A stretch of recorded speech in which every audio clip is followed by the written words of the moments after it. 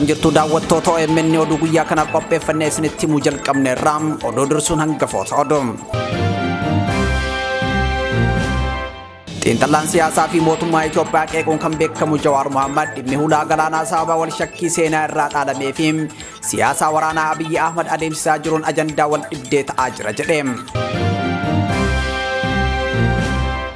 Rakkoo nageenyaa godina Wallaga bahaa Oromoota magaalaan garguutee aanaa giddaa ayyaanaa fi aanaa kiiraamuu daran hammaachaa dhufuun himameetii jira.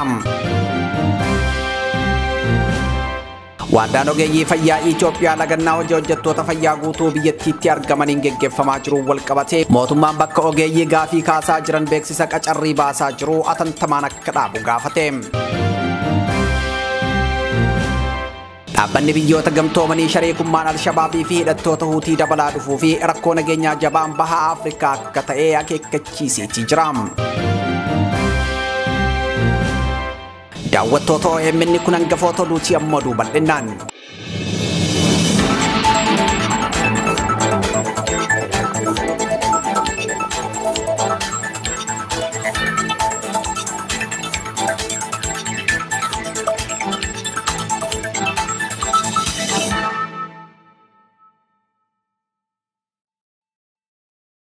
Xiinxallaan siyaasaa fi mootummaa Itoophiyaa qeequun kan beekamu Jawaar Mohaammad dhimmi hulaa galaanaa sababa wal shakkii seenaa irraa dhaalamee fi siyaasa waraanaa Abiyyi Ahmad adeemsisaa jiruun ajandaa wal dhibdee ta'aa jira jedhe.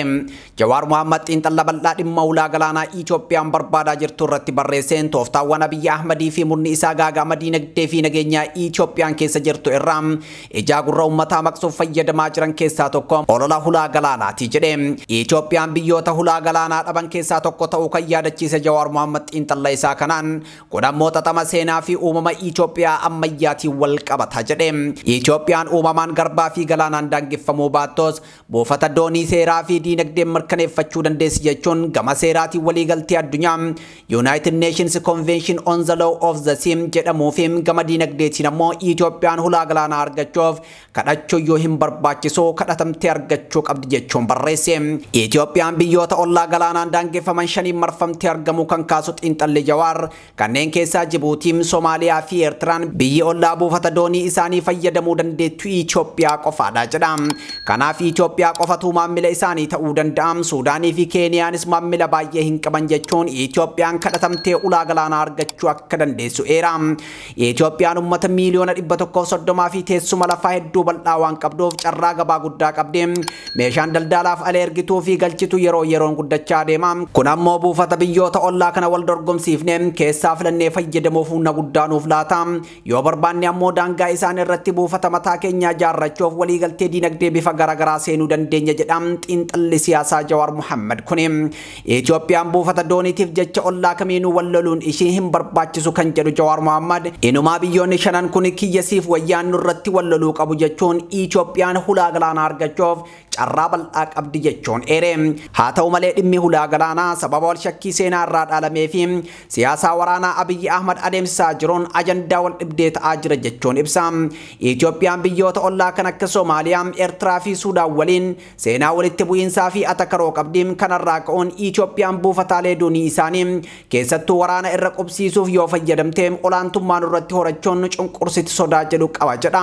Haalli fi yeroon Abiyyi dhimma hulaa galaanaa itti kaasee diddaa biyyoonni ollaa argisiisaniif shora guddaa taphate kan jedhu Jawaar yaaleen hulaa galaanaa Somaalilaandii argachuuf godhameen kan fashaleef Somaalilaandi Somaaliyaa irraa fottoktos akka biyya walabaatti beekamtii waan hin qabneef akkasuma Somaaliyaa seenaa wal dhabdee Itoophiyaa waliin qabdu irraa kan ka'e hulaa galaanaa yoo argatte humna waraanaa ijaarti jettee waan sodaatteef jechuun Itoophiyaan Somaalilaandii beekamtii kennuuf yaaluun ishee Somaaliyaa qofa osoo hin taane biyyoota ollaas dallansiisuun Chaayinaa fi Ameerikaas akka balaaleffatan taasisee jedhe.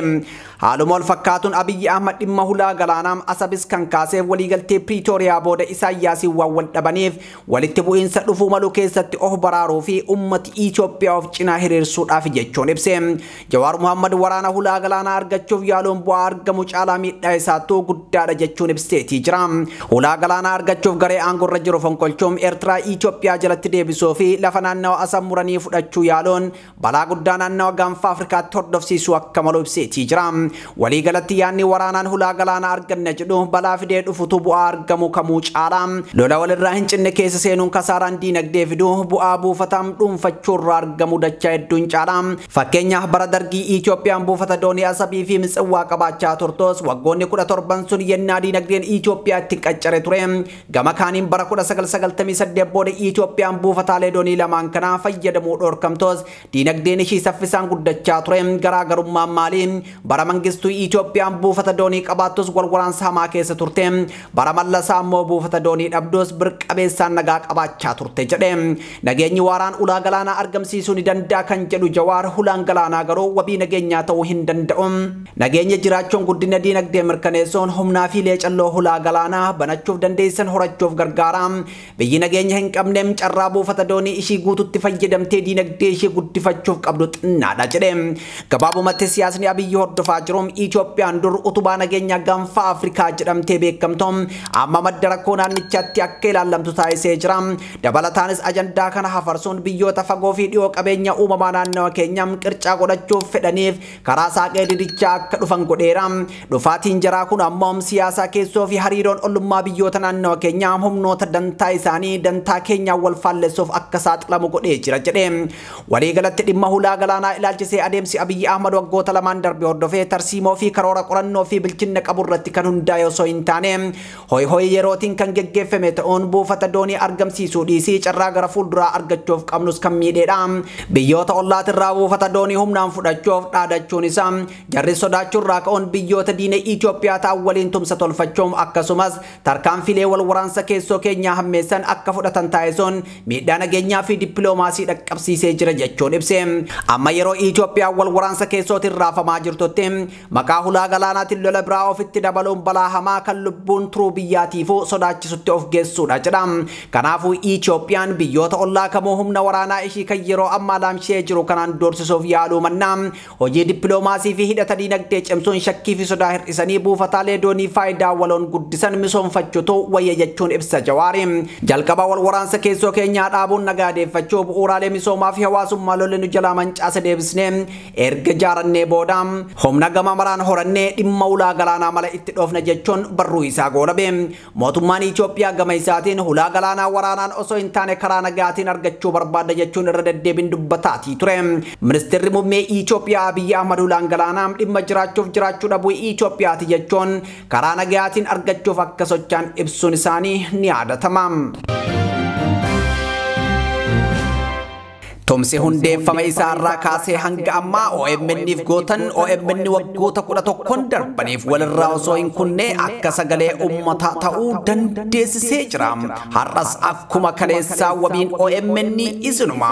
YouTube OMN subscribe, share, like, comment gochuun qabiyyeewwan keenya namoota hedduu bira akka dhaqqaban godha. Mallattoo bilbilaa cuqaasuunis qabiyyeewwan keenya battala tamsa'anitti akka yaadachisni isin dhaqqabu tolcha. Mallattoo subscribe jettu cinaa kan jirtu join kan jettu cuqaasuudhaan karaa YouTube keenya OMN mallaqaan deeggaraa miseensas ta'a. Doolaara takka tuqaa 5 irraa eegaluun hanga fedha keessanii super chaatii fi stiikaroota bitaa sagalee uummata keessanii ta'a. Tumsi keessan hiree OMN kan murteessuu fi wabii fi hamilee uummata keessan dheebuu miidiyaa qabu ta'uu hin dagatina. OMN dhugaa uummataa karaa dhugaatiin.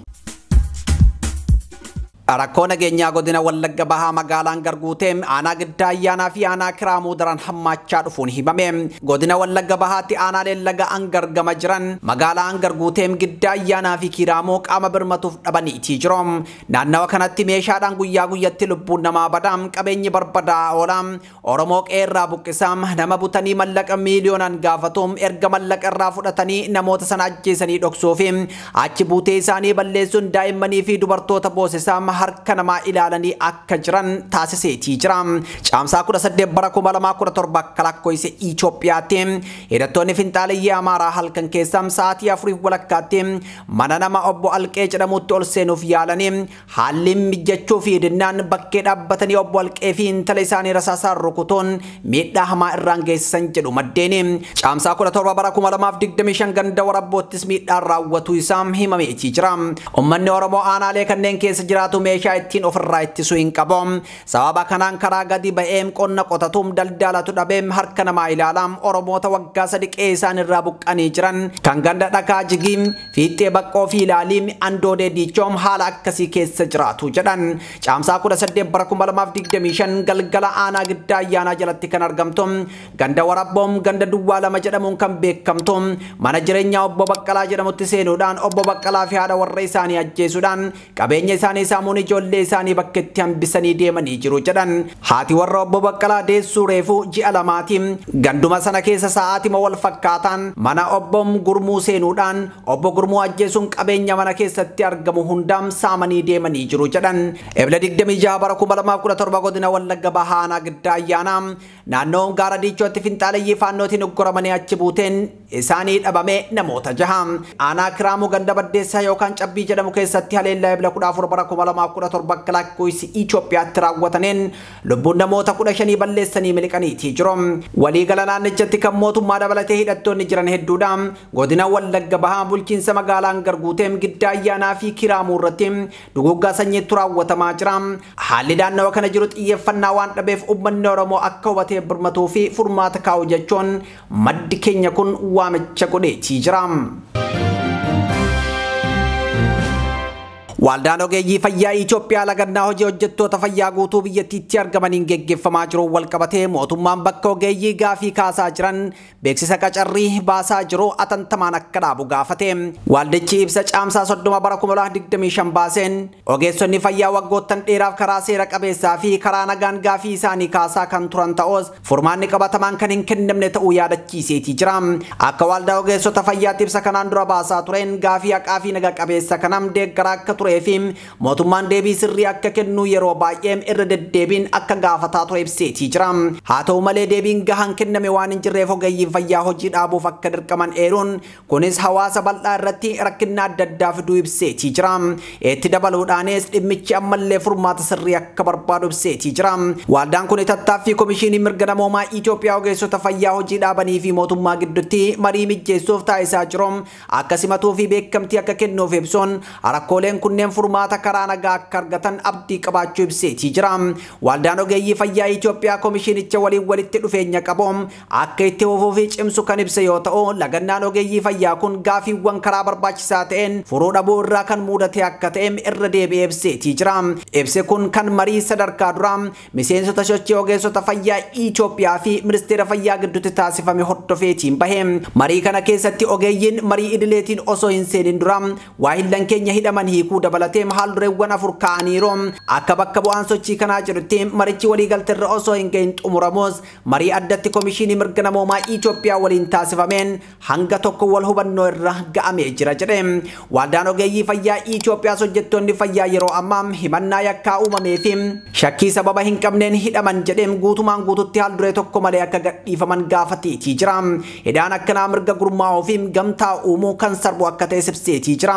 Kana malees tarkaanfii hojii irraa ari'uun bakka ogeeyyii fayyaa lagannarra jiranitti beeksisa qacarrii baasuu akkasumas doorsisaa fi sodaachisaa atantamaan akka dhaabbatu gaafateetii jira. Waldichi furmaata hiika qabu deeggaruuf qaamni hordoffii bakka bu'ootaa waldaalee ogummaa hundaa miseensota waldaalee siivikii fi qondaalota mootummaa irraa walitti dhufan raawwii waliigaltee mariitiin irra ga'aman akka to'atuum akka gurmaa'uu yaada dhiyeesseetii jira. Ibsichi gaafii hojjettoonni fayyaa waggoota dheeraaf kaasan mariin furmaata argachuu akka qaban yaadachiiseetii jira.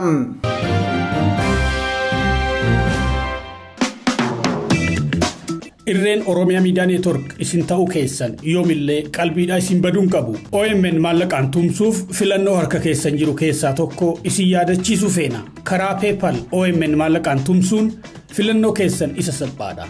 Kutaa addunyaa kamiyyuu kan jiraattan kana gochuu dandeessu. Adeemsan isinitti himu kana hordofaa. Jalqaba Facebookii OMN dhaqaatii hidha yookiin liinkii PayPal jettu tuqaasa. Donate Oromiyaa Miidhaa Neetwork kan jedhu gaditti hamma maallaqaa arjoomuu feetanii galcha.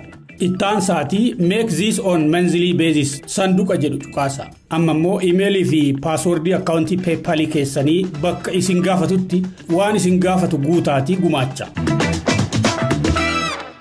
Oduu maddeen alaarraa argannetti yoo ceenu dhaabbanni biyyoota gamtoomanii shariikummaan Alshabaabii fi hidhattoota Huutiim dabalaa dhufuu fi rakkoo nageenyaa jabaa baha Afrikaa akka ta'e akeekkachiiseetii jira.